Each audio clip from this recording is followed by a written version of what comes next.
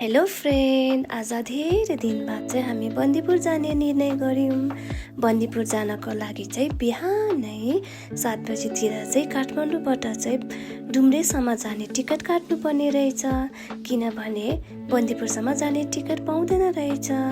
यसमा चाहिँ हजुरको भाडा चाहिँ 700 लाग्ने रहेछ र हामी यसरी डुम्रे बजार पुग्यौँ। डुम्रे बजार पुगेपछि चाहिँ त्यहाँको मान्छेहरूले केबल कार पनि छ भन्यौँ। हामी पनि केबल कार जाने निर्णय गऱ्यौँ। यदि तपाईँहरू पनि केबल कारमा जान चाहनुहुन्छ भने चाहिँ हजुरहरू डुम्रे बजार ओर्लेपछि चाहिँ त्यहाँनिर सासाना अटोहरू आउने रहेछ र उहाँहरूले चाहिँ केबल कार जाने भने चाहिँ फ्रीमा चाहिँ हजुरहरूलाई चाहिँ केबल कार चढ्ने जग्गासम्म पुर्याइदिने रहेछ। तर हामी चाहिँ यति राम्रो भ्यू भएको भएर बाटोहरू राम्रो भएको कारणले गर्दा चाहिँ हिँड्ने निर्णय गऱ्यौँ। यदि हामी पनि आएको भए उनीहरूले